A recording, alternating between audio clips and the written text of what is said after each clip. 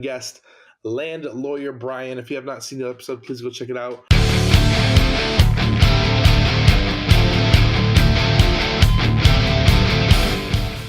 We talk about difficult titles, chain of titles, suing the county, all that stuff. So if that interests you, please go check out the other episode. But today is Deal Breakdown, where we cover cool, interesting stories. And today, Brian, land lawyer Brian, has a story about a deal in South Carolina. Hey, Dana, how's it going today? We're good, man. We're good. All right, so I guess we'll jump in here. So this deal came off of a mailer that went out to South Carolina. It was 14 acres, and we put the deal under contract at $150,000. Okay. So let's see, our all-in settlement statement, was $155,000. We sent it a title. This guy thought that he owned this property outright, no issues. We didn't spot any issues when we initially talked to him. It gets to the title attorney, and boom, there's a red flag. Like, title attorney comes back and says, like, hey, we're not even sure that you own this property. Like, we're not even sure it's yours. So we're gonna have to figure out this issue. So that leads us into a not a wild goose chase, but definitely some sort of goose chase to track down a bunch of documents and close the loop to where we can get completely clear title on this thing. So I think the best way to go about talking about this deal is kind of like the parties involved and what happened. Yeah. So just as a primer, this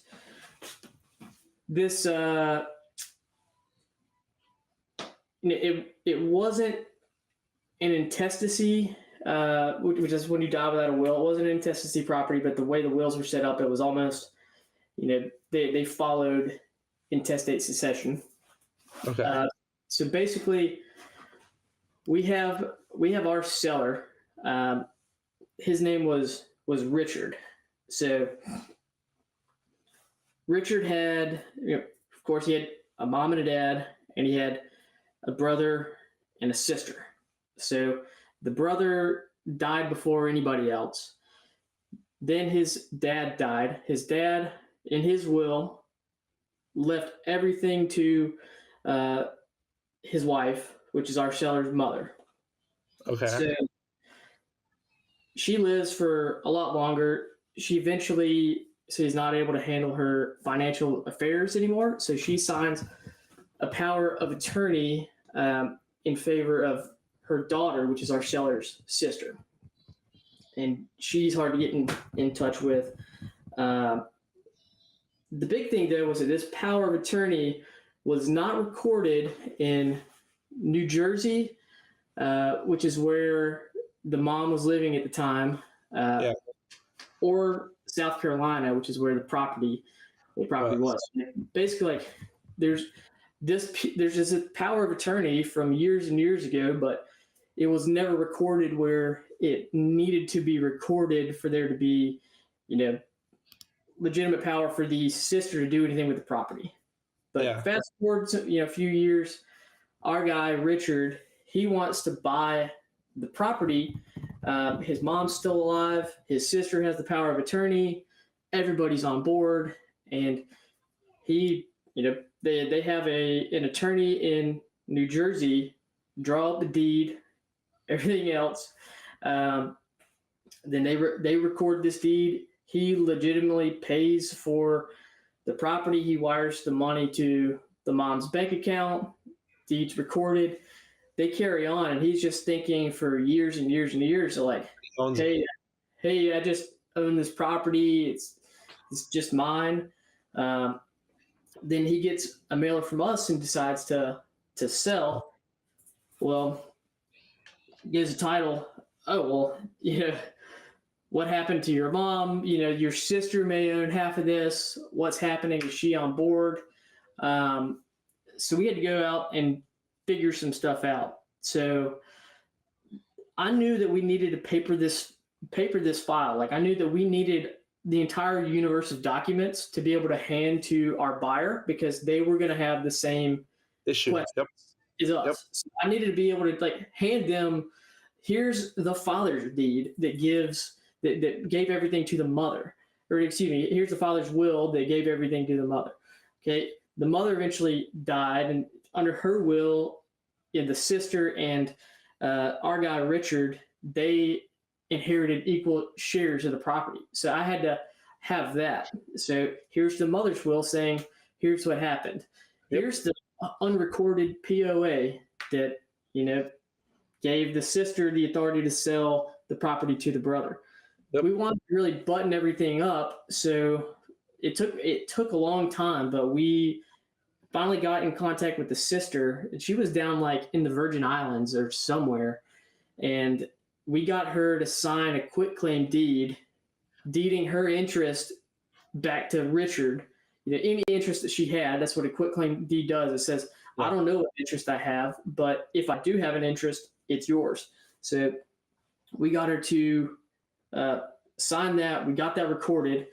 So by the end of it, I'd submitted open records requests to county in New Jersey. The mother died in South Florida, so I had an open records request to a county in South Florida. We'd gotten a quitclaim deed from the sister who lived in the Virgin Islands, yep. And we were able to hand that all to our closing attorney. The title insurance company signed off, said, "Yeah, we'll insure this title." Like literally every possible loop had been closed because even though, there's this unrecorded POA and this prior transfer. So like, okay, well, let's back up. Let's say that didn't happen at all. Well, the mother passed away, and under her will, Richard got half and the sister got half. So if we deed the sister's half to Richard, then the problem's solved. Yep. So we got all that fixed, and then we had it took a while, but during that whole process, we had a broker calling us because we had gotten a broker's opinion of value. She's like, this is a great property. It's going to be a fantastic deal. So she's calling us, and it's like probably like every 2 weeks or so, like, what's the deal? What's the deal? Is this coming up soon? I'm like, yeah, we're working on it. Finally, when we close on it, we list it, and like there's basically like a bidding war that goes on with this property. And the initial bidding war, we listed it. I think we listed this property like in the high twos, and then we ended up signing a contract for $345,000. Wow. That ultimately fell out, and then we sold to the neighbor. Let's see, our price there was $325 gross, which $325 gross, and then we used bank financing too.